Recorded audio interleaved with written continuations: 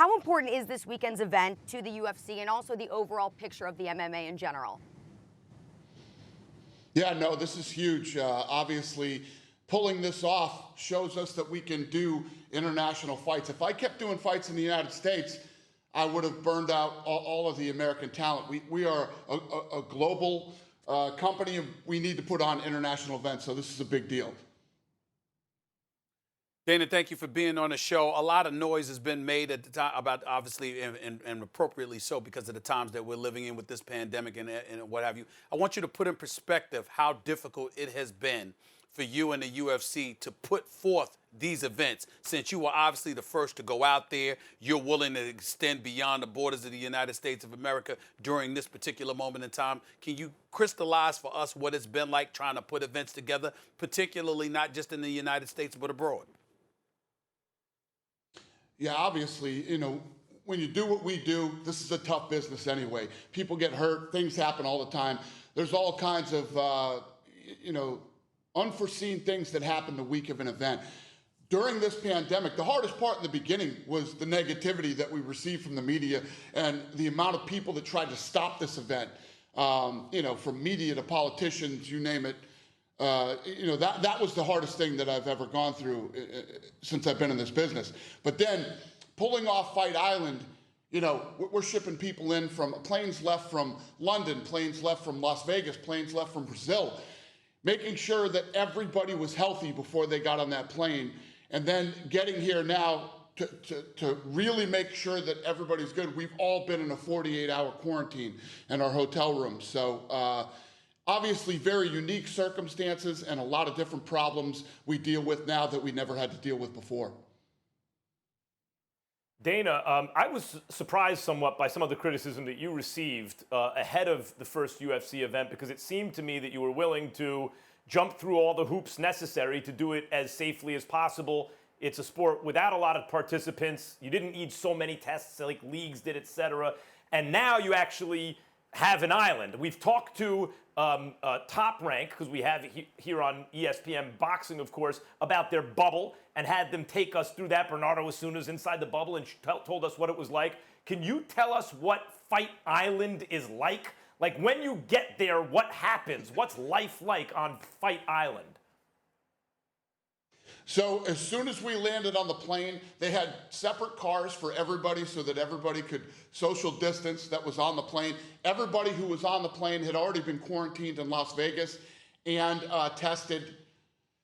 We get here, they take you right through, you go through like a customs type situation. Then we get to the hotel, and literally the people that landed on the plane with me, we've been in quarantine for 48 hours and have not left our rooms. Been tested twice.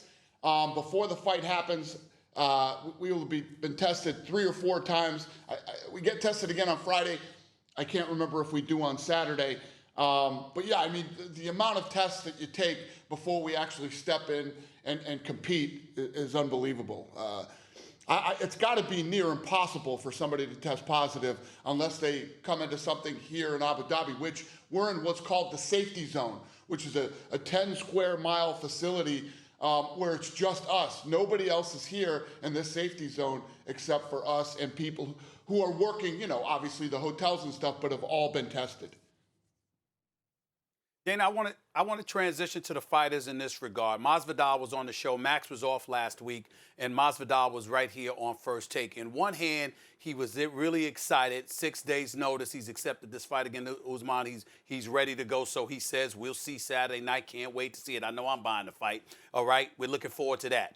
On the other hand, what he did was he also took time to complain about what he's been complaining about. He's talking about how the negotiations were ongoing and then it stalled before he was brought back into the mix once the other fighter tested positive for the coronavirus. And he complained about fighter pay, and that's something John Bones Jones complained about in June. Obviously, Masvidal brought it up. I haven't had an opportunity to speak to you about it or really to hear your perspective on these guys. It seems to be swelling where guys are complaining about pay from the UFC. What do you have to say about that? Yeah, well, that's nothing new. That's been going on for 20 years. Guys are always going to complain about money. Everybody feels like they're not being paid enough. And if you ask these guys, they'll tell you they're the biggest star in the UFC. Well, I can tell you this. The guys who really are the biggest stars in the UFC and the guys that bring in the money are the guys that are being paid. And, you know, some of these guys hear what a Conor McGregor or a Khabib is making, and they feel they should be making that kind of money too, which isn't the case. And I've made it very clear. Ask Jon Jones what he's made. Ask Jon Jones how much he's getting paid. See what he tells you. And he won't tell you. He won't tell you what he's getting paid. Because I think the narrative changes a lot when you find out what Jon Jones makes. But Jon Jones feels he's underpaid.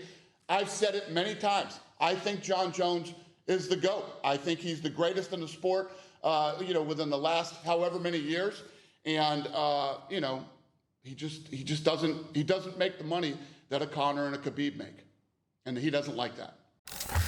It's the UFC, and like boxing, it's an individual sport, even though there's people that are part of a team essentially engaging in social distancing and things of that nature, you can pull it off. If you were a guy running football, if you were a guy running basketball, would you have the same mentality that you appear to have had, obviously, as the boss of the UFC? I would have to say yes. I would have the same mentality. And I would try to charge for it. I'm just, the way that I'm built is I'm a guy, there's a solution to every problem.